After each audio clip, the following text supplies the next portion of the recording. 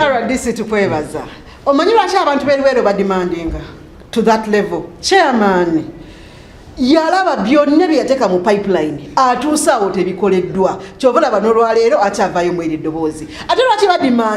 bademandingako ensusu NRM 7 yabattiranga abantu bajjanga wano ab'amagye nga bajjanga bagamba tuwa abaana bo bagende mu lutalo you've given your submission tuwa abaana bo bagende mu lutalo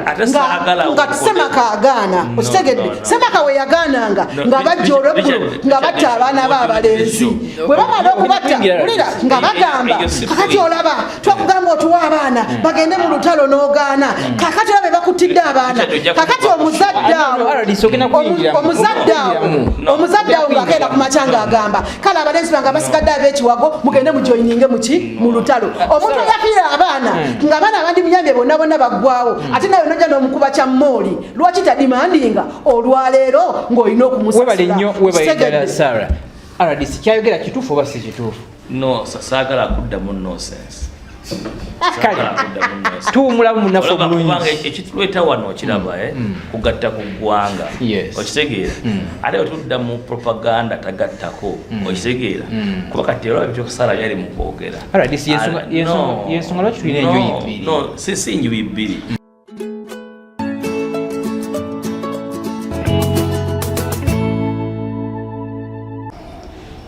kukulisaayo munnafu omulungi mu kuwumulamu okwo tuli mu program Nze Nga Bwendaba Kyaggwe TV kwokyali tusinziira wano mu kibuga Mukono ku Deirah Hotel we tuli ebyokulya ebyokunywa n'embeera ennungi yonna esobola okukusobozesa okuba nga omulamu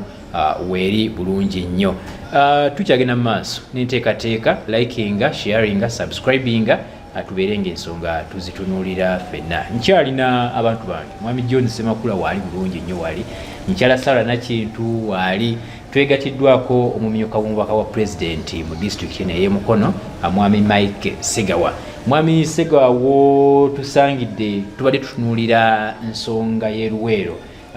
Haji Naduli senior presidential advisor yabadde ateeka okusaba kwe eri state minister w'akanyigo k'e Luweero Alice Kaboyo agamba nti gavumenti yaffe bw'enaaba nga tekoze kimala kulaba ng'etuukiriza ebisuubizo byasuubiza abantu b'e Luweero kyayinza osanga akaseera akazibu okuba ng'eddamu okufuna obuganzi mu kitundu kino so n'asaba wabeerewo ekikolebwa. Abakulu submissions zaabwe bazimpadde. Sarah Nakintu n'abadde akyalina kyamaliriza oyingiremu awo. Sarah genda mu maaso. neyanzeege position njagala okumaliriza nakyo bandi president w'eggwanga takyalina kyasobola kutuwa kyamaanyi. Lwaki? Saawa zinakolerera bukadde bwe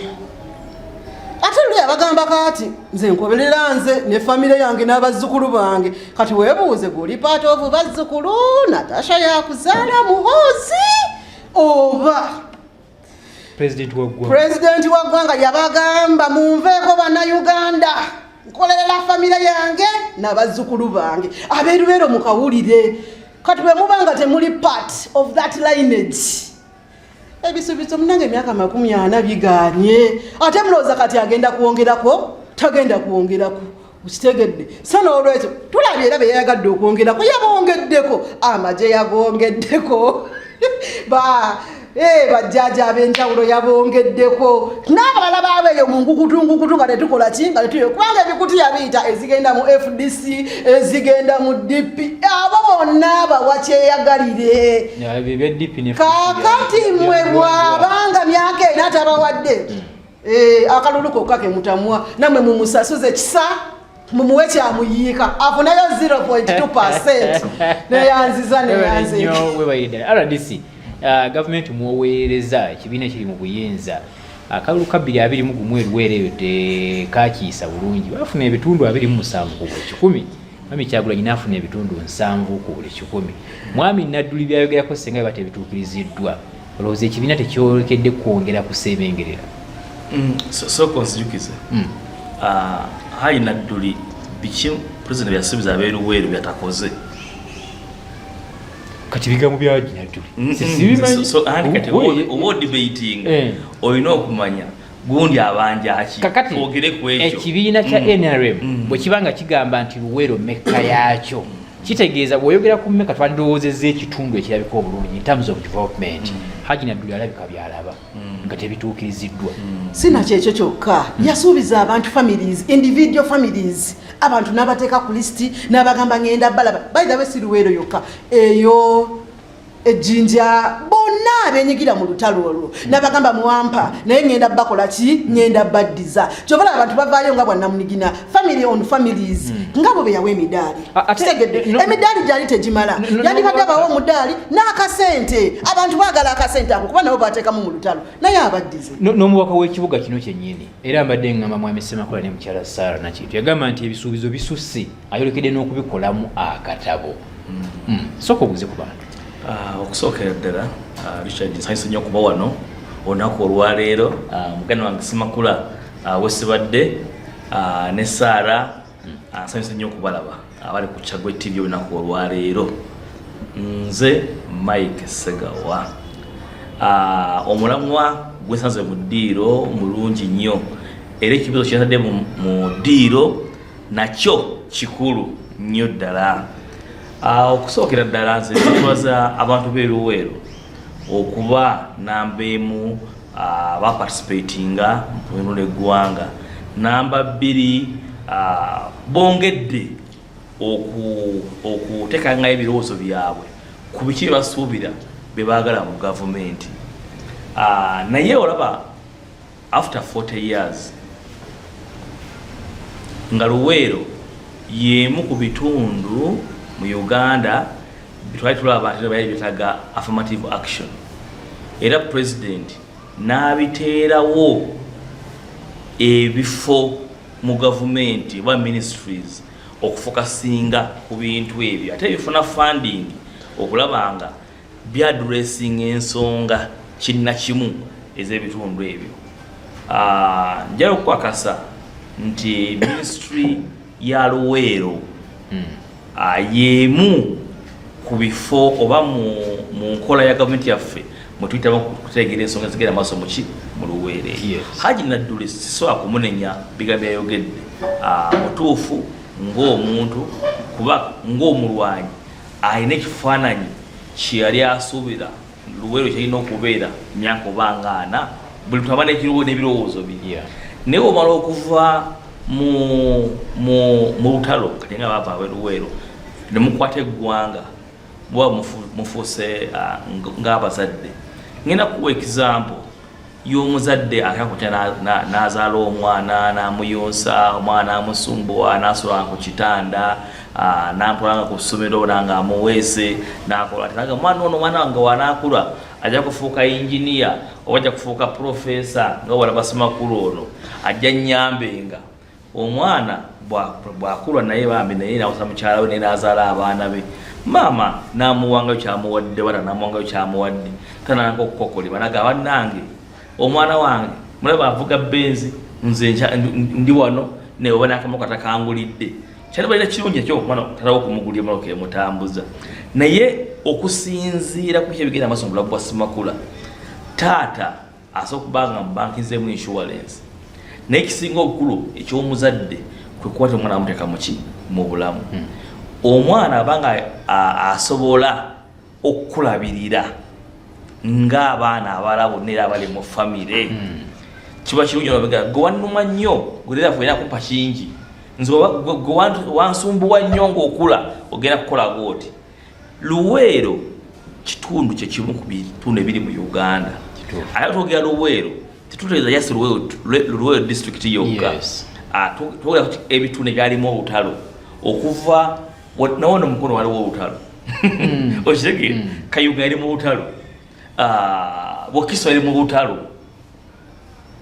ne Luweero yennyini negenda Nakasongola kira wansi Nakaseke Kibuga paka eri mu Lwenzoli yona waliyo entalo. Olutalo nga luwedde tulina challenge ezaali bbiri. Challenge esooka okulaba nga ekitundu ekyo kifuna rehabilitation. Rehabilitation n'abannaffe aba Northern Uganda bagifunye. Mwacho abateeso n'abajala tulina teeso ministry tuyina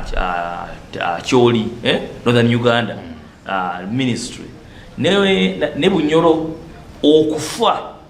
ku bintu strategic interventions ezina okubeera mu kitundu ekyo. Kakati ng'ono rehabilitating ekitundu tokikasukira ssente kuba omuntu abatakola, omuntu abatasoma, omuntu omulwadde, omuntu atanabadde atalima, omukasukira ssente oyagala akole ki era alyandira. So ekyasookebwako gavumenti yasooka okukola kyakyakugamba omuntu yenna alina setulinga down. Buli omu gye yali abantu bonna bawuli abagamba muno bannange bonna baddeyo mu bibanja byabwe kikisookerwako. Era tetulina abantu babundabunda mu Luweero nga bwe babundabundanga mu myaka gy'ekinaana. Okitegeera buli omu yadda ku kibanja kye. Abantu abo ministry yaabwe ebadde bayambawo okubawa amabaati okuzimba. Naye nga bakikola ekyo jjukire gavumenti erina okuba nga etambuza gavumenti ate endala. Gavumenti yaffe ebadde mu ntalo. Olutalo lwe lwaggwa naye tetubadde olutalo lwakyoli olunene lwa myaka 20 nti ne funding ya gavumenti yennyini nga waliwo wadde okaaba nga olina omusota nga mu nnyumba ya president akosa ebigundi 2 example agamba muno bw'obanga olina ennyumba ng'erimu omusota ng'erimu n'ensiri osooka kutta ki ekizibu nnyo kyosooka ekizibu musota guli muki mu nnyumba. Tubadde n'entalo ezigendako ssente. Olutalo lwaggwa Uganda teyakola ki teyatuulira kati essaawa zino olabanga fight y'okulabanga tuzza eggwanga ku mulamwa egenda mu maaso. Enguudo eruweero zabatandise okukolebwa, amasomero gyegali, amalwaliro gazimbiddwa eruweero. Somanyi eweero manyiyo waliwo Nakasongola gy'oyita engugende wammwe mu district ezisinga okubeera obubi Luweero mweri. Kati omanyi kati obuzibu bwennina ne Saarolo Luweero mweri atanayitaayita yatena nnyina okuvumba Luweero nze essaawa zino wano mu Mukono wano tugenda kukola ekkubo lino wana emisindi wano wana emisindi ligole ekiyunga lisalemu wali ligole bamunandika olimanyi likuba ligenda okuyitaawo Luweero tukawala ebusiika olabe ekiri eruweero essaawa zino. Luweero tawuni ze nali mmanyi 15 years ago si ye tawuni essaawa zino eri eruweero wabedde okuva kumpi Bombo paka eri Luweero olabona wakoze ki wakwataganye. Abantu bonna kitusobola okubabula essaawa zino bannange muwulire ebigambo bino bw'oba olina omukisa funa education. Okusoma kyekintu ekisinga obukulu kyolina okuwa omwana. Abantu sala bayogerako abaali Luweero nga bamyaka 23 kati bamyaka emeka. Mwami Nsubuga njamuwa obutambi bw'amasomero badde nkola ne World Vision nga nkola mu Luweero Nakasongola. Mijera is part of Nakasongola. Yes, Mijera is part of Nakasongola. Nga nkola mu Luweero ne mu Nakasongola. Deputy RDC atugambye bana musokomela bakataleka eruweero atugambye wona wako wataganye. That is number 1. Atale chiko yogerako bunno butali mbumanyi kana kali ku luguudo kali ku kkubo okitegedde. First of all bw'oba okulakulanyiza ekintu agambye abantu tobawa ssente zenyini nga ssente tazibawadde nene incentives tazibawadde munnaluweero mulimi singa wakwata n'otekawo manufacturing plant n'ogatta value addition ku bimera bye bakoze singa tugamba nti munnaluweero olina ky'omukoze ky'omugasseeko balina amataka mwabazzayo mu bibanja byabwe. It doesn't make a difference. Sale okunkomyawo ewange nga I'm not going to earn a living okitegedde ngenda kusigala ng'enjala ennuma na buli kimu kyonna. Mpozi wayingirako eyo mu Nakasongola nasangayo omugagga omu simwerabidde wa mu kibuga factory bana babamu kubakola ebizigo moviti something yakola yeyo kwekyuma bambi ekikola ku miyembe ekikola juice waki w'emiyembe. But that is a personal thing. Ng'omuntu wanagamba nguze ettaka lyange dingi nsimbyeyo yasimbayo ekigaji kingi nasimbayo n'emiyembe gino emizungu nagamba mikande teyakuuma kange kakole omubisi ogw'emiyembe naye gavumenti yandibadde egamba mwami moviti obaani oleese kino ekintu let us widen the scope factory ebeere ennene ebintu bisigale nga bigenda muki mu maaso osanga omuntu alina emiyembe mingi mu Luweero mu Nakasongola naye akataasa oba ebbaafu agitunda 1000 okitegedde kakati awo munnaluweero oba tomukoledde tekaweeyo plant atunda emiyembe gye ekutiya nga soogijjamu emitwalo 10 oba emitwalo ameka 2 okitegedde awo munnaluweero singa oba omukozi ekyo omukoledde amasomero singa mangi President Museveni yaggulawo essomero e Tanzania in covid time nitululanga amata si yo kaga investment jaina wabweru w'eggwanga lineero naye singa yagamba essomero eryo bannange ndiwadde bannaluweero singa olwaliro bajaganya okitegedde of course bavuddeyo okukolako seed schools naye ne ze bakoze tezimala population eri mu kitundu so bw'ongamba nti munnaluweero tomuwa ssente naye nga tomuwadde mechanized agriculture tomugaseeko bintu addinga value ku kintu kye kyakoze eki kyalimye oba tolina kyomuwadde munnaluweero akyakaaba webale nnyo ng'oyingiramu RDC bali yakuuza ssaala Luweero amanye kapeeko oyo nze nkubuulidde nkugambye mbadde bwa ne World Vision tugenda rulo okitegedde tugenda rulo mu byalo tojja kujja okoleko wano ku festival y'abantu bwe bakola bwe balaba okitegedde naye gendeeyo genda mu bifo nga Mmono okiraba bambi luli bankubira n'amasimu Sarah nange n'ennyanja yatuuka n'essomero lyaffe baali era amazzi gaali era tewalina abaana baffe gye bakola ki gye basomera naye beba abantu abakubeerera semakula yingirawo kadakika ng'emu babbiri omuzungu agamba nti ennamba zoogera ennamba figures zino buli bwagamba nti 5 10 20 10 zoogera twogedde ku ntandikwa ne tugamba nti ekibiina kya NRM kyafuna obululu ebitundu president yafuna obululu ebitundu 27 ku 100 so nga ate okuva emabega mu Luweero mu kalulu akawedde okuva emabega ekibiina kya NRM kyali kifuna obululu bungi nnyo okuva e Luweero n'ebitundu ebirala ebya Buganda nga Kayunga nga Mukono ne Buyukwe kakati ate nga RDC atulaze n'atugamba nti ekibiina kino ekya NRM gavumenti ya NRM ekoze mu district zino ebintu bingi nga bakunnyonnyodera obirabe mu Luweero abikunnyonnyodde kati omuntu yandyebuuzizza nti gavumenti weba ekoledde district zino oba abantu mu district zino ebintu bingi okusigirira Luweero jagambye nti Luweero erimu Kayunga erimu Mukono olutalo lwali abantu kyandivudde ku kyo kuba nti ate bamma omuntu abakoledde ebintu ebirungi bamumma akalulu mpozi kino ekituzaayo gye twanditandikidde emabega nti tulabika nga ffe eggwanga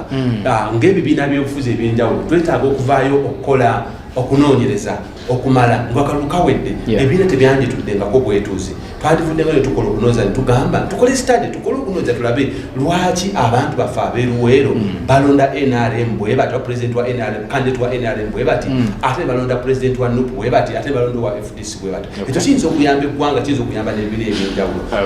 bwensuubira gavumenti gyekoze lwaki ate obululu bwali bale nkyasooka okwelaboratinga nti nkulaze tuvudde mu lutalo tuyingidde mu ntalo endala kyewandiyagadde okukolera abantu mu budde obwo bukyalina okulwana olutalo olulala nga babadde mu Northern Uganda tekisobola kubanga kyenkana kiwandikoze tolina lutalo ng'olwo okitegeera meanwhile kusima guba mutima mutima gw'abantu waliwo abantu abamu bookolera kyo nekibala kitono ne bakisiima waliwo olwomala nga ayagala kingi naye nze nkulaze nti nno bw'otunuulyako average ya nebirya Central Uganda Luweero si emu ku districts ezisinga okuba obuki obubi naye lwalira nti tuli mu comparinga n'asinga kuba bubi oba buki ekisinga obukulu kiri nti Luweero intentionally emiddwa government programs oba nedda oba Luweero benefitinga mu government programs nga district zonna endala eziri mu Uganda eyo point nkulu gyendi kuba munna Luweero gwe mmanyi mukyala gwayogerako Saara ne munna Mukono gwe mmanyi bonna baagala amasomero abaana bayogera bala kusomera Luweero okitegeera newozimba obutale bwokka Luweero bwabanda baida kukolera Luweero. By the way, for your information mukyala Saara, gavumenti eno yakazimba obulatola oli strategic obusukka mu 20 mu bibuga ebyenjawulo ebyaggwanga lino okitegeera Luweero teyandibadde naye kukuzo no Luweero najja kufuna nijja kukola ki naye priority yandibaddewa initial. No Uganda yonna yenkana mukyala Sarah bana Uganda bonna bakola ki essaawa zino twogera mbadde nkulaga example after 40 years tutera kuba tukola emisingi egigasa eggwanga lyonna nga tetwawuddeemu ne munnange ekifo kino kyetaga olwokuba munnange be bayita independence mu Uganda therefore beetaaga kino balwanira independence okitegeera thinking yaffe nti no buli Uganda waali yeetaaga services ginasookeddeko nagambye education era ensonga mukyala Sarah zayogeddeko buno amasomero agali obubi mu Luweero indeed it is kiri eriffe okulaba nga tu promotinga amasomero gave mu bubi bwagalimu gatekawa ogasitwa waggulu baani bweyogerako nga baffe ffe gavumenti ne ba civil society ne ba individuals kubanga education wetwogerera essaawa zino yaffe naffe participate kuba ne basaaba bali mu civil society babadde bainvestinga ssente mu education World Division gyayogera ekitongole kyakolera kiri mu billions za shillings omwaka zebamala mu workshops niti bazimba kusomero nalimu. But they have done enough to schools. Baba wadde tank z'amazzi. World Division ibaye byekola. Yes. Byekola kola ki mbimanyi naye ngamba nabo bakola priority areas okitegeera ne bagamba no tuya kukwita naye nga civil society olwokuba nabo balina all of the money in the world you can't pull them no matter beera wali kola kiri it's the same thing with the government waliwo ebaasa mwejja ne gamba ngena kukola wano nga abaana b'e Luweero by the way mbadde nga muno baagala okusoma kubanga mu kusoma bagenda kuvaamu omuzigo gwa muno ninda gavumenti ejje ensanga wekola ki wendi empeeya kakadde empeeya obukadde 10 president buli wanajjanga mu kalulu after 5 years nja kumubulakameyiringanga nti munnange tokoze kimala mu Luweero gye walwanira tuwe bategeeza nno ssente okitegeera naye nga local government zonna saawa zetwogerera zirina obukulembeze obwenjawulo buli ajjanga apromisinga nabantu basala baba esimbyewo okitegeera muze munonda wa MP kuno bayiwa nuupu nno bayiye nuupu Luweero yonna bafunye obusale 10 bayiye nuupu baleese nuupu Luweero bakafuna obutale 10 maama anti era kubanga temusobola baba kubanga bali proposition that is no yes actually you limit resources mu bantu abataba tugamba twagala eggwanga eritwa netesa omulundi n'abantu baffe bonna by the way respective of kubanga aberugazi bawunda nuupu twalina katale ate ab'ejjinja ate ab'emasaka kakati biki byoyogera mukyala Sarah no it is also wabale nnyo bwotuukawo ku katale kyeni mu kugamba abantu b'e Luweero essaawa zino ne mwami Nadduli alina okubanga ye muntu asembayo kubanze senior wange muwe ekitiibwa naye yabadde kuba tabasembayo okunenya president takoze kimala kubanga ku myaka president gyafuze alina emyaka nga 10 n'egyo nga ekiyamaani w'e Luweero alina okubanga addamu ansi gwe nga kiyamaani w'e Luweero biki byewakolera abantu ba Luweero era biki ebadde n'abakulembeze kanteekewo kanyongerezeko RDC omaliriza njagala kuwumula okusinziira mu ebyo challenge ali mu kwogerako mwene baddaga muno Luweero wenabeera chairman teyafuna katale naye Mukono yafunanga billions ezisinga oba wakiso ezisinga ku Luweero isonga lwakisiina bino naye badde nze nsaba chairman waffe Nadduli special president advisor akole ekintu kimu agenda alabe nga ideology gyeyafuna mu nsiko eyo eyamulwanyisa olutalo olwo agiza mu bakulembeze abapya mu Luweero aba inspiring to do more kubanga si buli government zona around the world abantu kinoomu bebaleta innovation bebaleta enterprise bebaleta ebintu ebyokuyiiya mu bitundu byabwe naye bwekibanga ekiwo kirira nga twakiinspiringa nga tubafudde buli muntu akaaba gavumenti abantu abalina kibagenda kwekolera nze ngamba badina Luweero nga ngamba badina Mukono wane saa zino wendi tibannange tukole tudemandinga ebintu gavumenti ebirina okutukolera etuwa amakubo etuwe seed schools nga tupromisinga buli sub county etuwe technical schools etuwe amazzi amayonjo amasanyalaze naye ebyo ebisigadde okwezimbira ennyumba okumenya short abaana bo balamu bulungi abaana bo bambala nti ovuga bulungi ku kkubo. It is our responsibility nga bana Uganda.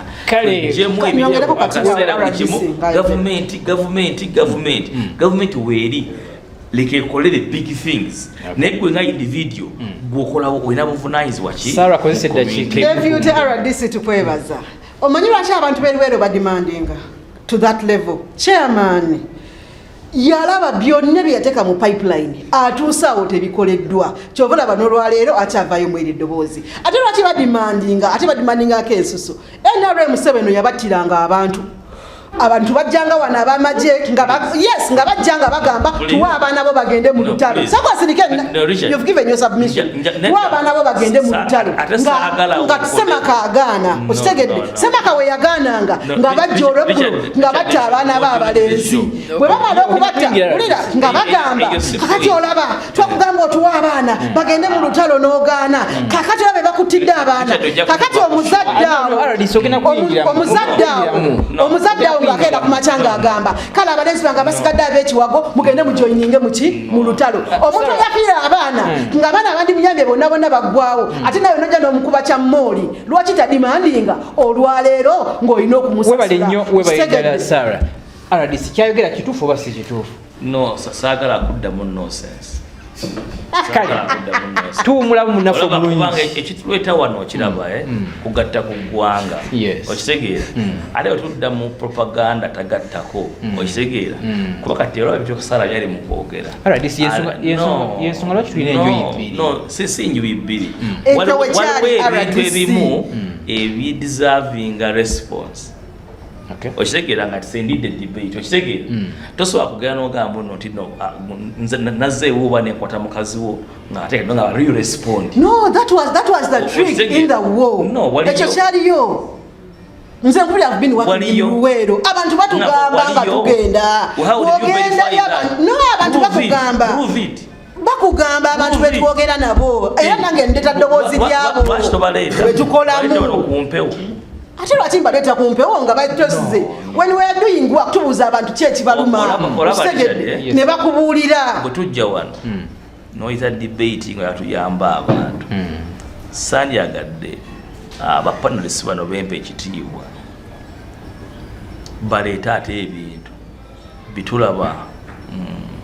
mu baana aba TikTok bebogera for drama. This is not drama, this is real life. Abantu bafa kamalirize nze sijja wano for drama tuyina facts eziri ku record zonna ono tukita editing history okitegeera abantu bafuna obukyayi mu mutima bamanyi okuwaayiriza ate ebiwaayirizo ebiza okukwasa ennaku okitegeera kuba abantu sala bayogerako bayina ebiwundu bamanya ani yatta palliatives baabwe naye kati ono sala omwana omuganda ayagala okukyusa rekodi gy'amanyi mu history waffe yali etambula sikyusa rekodi nze njogera ddoboozi ly'abantu when we are working with people abantu boogera ekintu bwekityo nze mba njagala sala ajje wano agaye bannange bannayuganda ndeesa omuntu bw'ati wano mu maaso gammwe ali mu kugamba 1 2 3 mumuwulize kikyakola ki tuinterrogating olugero olwolwo kuba kati omuntu wayogerako nze watali ku mmeeza nekyali mu kukola ali mu kukyusa history ate kati kituyita intellectual dishonesty kikyo sala kyali mu kwogerako essaawa zino tino omanyi facts nga bwe zirina okubeera naye oyagala okuteekawo ekibuuzo ekikyo oba okubeera okuwinga argument no kyuse ki we are not winning any argument here twogera ku bulumi bw'abantu ne families ezafiirwa abantu nti abantu b'e Luweero bakola nnyo okulaba nga olutalo lwa NRA luwangulibwa era NRA yakola kyamaanyi okuprotectinga abantu abo era abangi bavayo mu lutalo olwo embeera zaali nnungi era nga bwe nkugambye abantu bonna badde nga abali babundabunda ne badda ku bifo byabwe. It is 40 years down the road. Omuntu aliwo myaka 20 nga tuyingira wano mu 86 essaawa zino ali myaka 6 eyali owaana ali 8. Deputy RDC okimanya abantu abo ne kakati bakyabatwala ku district babagamba mujje Museveni agenda Basiima ne bamalayo ennaku 4 naku 5 ne bavayo nga tebalina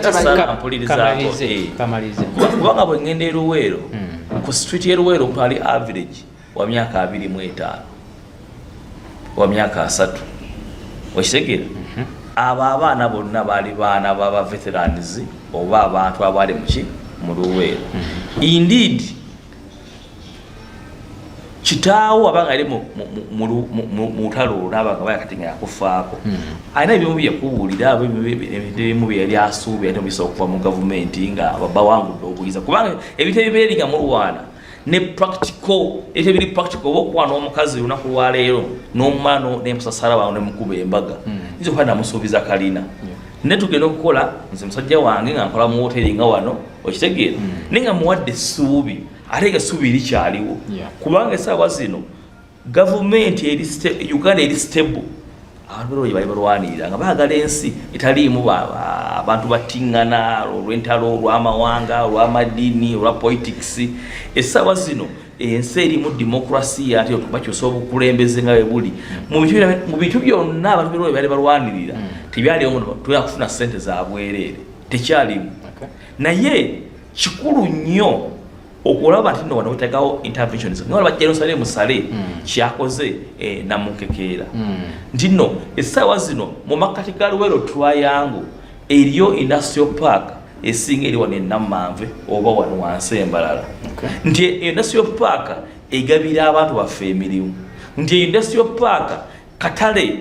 kaba bitu bino byabadde ayogerako emiyembe ebibala emmere baba producingirawo neze ne mukuchalinga abana be Luweero bameka kumwe abalina obukugu okulaba nga mochupayinga ebifo byokukolamu emirimu eyo wakiri ku by 70%. Okitegeera kyemba nga abannange abakulembeze guruge mulimu gwaffe tuleme kwogera bugezi asibintu kubugumiriza abantu naye ositokogaye munno mwana gwe tulina emirimu wano 10 ne skills betagaza ezo mu myaka 2 mugende wale mufune skills ezo musobole okuyingira wali. Webale nnyo webayedala RDC. I think tetuyinza kulabishinga 10 ku 10 kugamba obutawa kitiibwa Hadi Naduli kyayogera ku 10 ku 10 kubanga kyandibanga kirimu omulamu ate era nsanyusa okuba nti ne Deputy RDC bw'abadde ayogera awadde Hadi Naduli ekitiibwa kye nga senior we kyekyo kikulu nnyo ddala. Hadi Naduli ayinza okubanga asinziira ku experience gy'abadde nayo okuvanga NRM maze okujja mu buyinza nakati. Jukira nti NRM yali yakajja mu buyinza emyaka egyasookera ddala nti ekitundu kino kyayise Luweero oba ekya Central Region katugambe nti NRM yalinamu obuwagizi bwa maanyi nnyo era nga bungi. Kati olwaleero twogerera obuwagizi bwa NRM mu kitundu ekya Central Region bugendedde ddala ebitundu ddala ebiwera era nga bw'otulira figures oba otulira numbers ekyo kyeyoleka lwatu nti okukulembeza obuwagizi bwa NRM mu kitundu kino bugendedde ddala. So ndowooza Hadi Naduli ageza kuvaayo kugamba NRM nti bane temulaba nti wano waliwo ekitagenda bulungi mu maaso bw'abanga eyo yengeri mwayogeredde oba mwayogera then talina ekyo kiri fine era omupiira ate naddala nga agambye nti mulaba kati Luweero okukyuka leka gavumenti ekole ekkubo okuva wano paka wano okitegeera ekole eddwaliro lino ekole essomero lino naye kyemmanyi semakulu ate nebintu byakalulu obimanyi muno birimu ebintu bingi okukola ebyo bya tekimala otherwise abantu bekyanja abantu benajjeera singa bonna balondayo NRM okitegeera abantu bebuziga abekonge singa bonna balonda ki NRM naye politics alimu endowooza z'abantu okitegeera ate nze mu nsi yaffe gyetwalwanira erimu demokrasiya sinenya bannaluweero kulonda ekyo kyebakolaki kuba gavumenti gye bajjako singa bakola kyebakola nga wano yeregera kukola birala semakula okitegeera naye kuba muno bagamba president ffe tugenda kukuwa kalulu tukoze 1 2 3 eyo lyali ddoboozi ddungi ate nga Luweero ekyagenda mu maaso ekyafuna ssente za gavumenti erimu efuna funding nga olaba Mukono weegifuna nga Wakiso weegifuna nga Kampala weegifuna so yandibadde nze ngamba nti Haji Nadduli funa proposal ya Luweero gwenyoga otenda kukola ki neze kyendaba kikiri sala kyayogerako nti Haji ayagala akwata abantu 5,000 abatwale wa President Museveni buli omu ku bo bamuwe bbaasa tebabawa bbaasa zegambi bakolere no waliyo n'abamu Museveni basiime individually nga tewalina kye bakoze kati waba yalina kyakoze why not naye gino gyena emyaka gyetuwogerako singa yabawa gwokigambye nti emirimu gigana zijja mu kitundu naye ng'abaana tebasobola kufuna ekyo emirimu why can't you say nti factories ey'abana Luweero let them learn on job okitegedde fly factories nyingi ne companies nyingi nina wano omwana gwe nawa General Molding wano eno okitegedde nembagamba ono omwana ayagala okukola by the way I train the youth etiquettes ez'emirimu okitegedde kwasita nkusabira omulimu kyonna nkikuwa naye he came green naye nga nkimanya alina energetic alina ne zero eyokola ki eyokola saawa zina runninga machine nagirunninga na bulungi wadde nga tyagenda ku mulimu kubikola ki kubisoma bweba kampani gyetule banna Luweero bring them on board emirimu egityetagisa kale nakyo jobs bakole nga bali ku kitundu atagani okubafiiriza emirimu tukomawo tovaawo program Nze Nga Bwendaba katujje. Do you have a business trip, a study tour, a vacation, or intentions of enjoying the unique tourism sites? We introduce to you Buvuma Palm Resort in Buvuma Islands, a unique place to be for all your accommodation needs with spacious cottages, well suited in a good environment, overlooking a serene ecosystem with a rare view of Lake Victoria right from your bedroom. While at Buvuma Palm Resort, you will be treated to free sights and sounds from different bird species, monkeys, and a magnificent view of attractive rocks, palm oil plantations, boat cruises, forest walk, bicycle riding, among others. Buvuma Palm Resort has first-class conference facilities with a unique taste of foods prepared by experienced chefs. It is located in Buvuma district on the main island near the district headquarters. It also boasts of a helicopter landing pad and a playground. On your way to Buvuma Palm Resort, it's just 88 kilometers from Kampala city centre to Chiindi landing site, and it's 30 minutes travel in a boat to Buvuma. You are welcome as you take the best experience of traveling on the waters of Lake Victoria with the available sailing means with either passenger boats or the magnificent modern ferry, the MV Palm. Buvuma Palm Resort has so far been a dear destination for dignitaries, including prime ministers, ministers, parliamentary committees, but above all, the Katikiro of Buganda, Charles Peter Mayiga. Abantu ba Buganda na ba Uganda bajjeko Buvuma bawumuleko. Waliyo hoteli ng'eno Palm Resort. Bintu bya mulembe. Oli muzadde ng'okyalemereddwa ku ssomero ki mw'oyinza otwala omwana wo omwaka guno? Nsonga ki ekyakulemesezza? School fees bakusabye nnyingi? Olugendo lunene ng'ebyentambula bikyakalubye? Nandi ky'onoonya essomero erinaalabirira obulungi omwana wo? Okuviira ddala ku by'okusoma mu kibiina, okuzannya n'okutumbula ebitone, ekyokuddamu si kirala. Ly'essomero lya Prudence Junior School, Empoma Mukono, lisangibwa ku luguudo oluva e Mukono okudda e Kayunga, nga wakayitako mu katawuni k'Ekisowera opposite n'Empoma Girls School. Prudence Junior School liri mu kifo kigazi bulungi era ekisirifu, ate nga lirina abasomesa abakugu ddala, ebyokwerinda ku ssomero biri gguluggulu, ebyentambula babikolako anti emmotoka ezitambuza abaana weeziri. Essomero lya ddene boarding nga mu kaseera kano okuwandiisa abayizi kugenda mu maaso awo ku ssomero. Liwandiisa abayizi okuva ku daycare, nursery paka ku P7. Ebisale birungi ddala ng'abaana abava ewaka basasula emitwalo 3 gokka, ng'ate bo ab'ekisulo basasula emitwalo 6 gyokka. Abaana balya bulungi ne bakeera ku ssomero nga basanyufu. Gw'ayagala okuwandiisa omwana n'okumanya ebisingawo, kuba ku noti 7 noti 1 29 92 38 oba noti 773 noti 62 21. Prudence Junior School, tuwa omwana wo tumusomese, togenda kwejjusa. Our dear parents, thank you for paying us school fees, and we still need your support because education is the key. May God bless you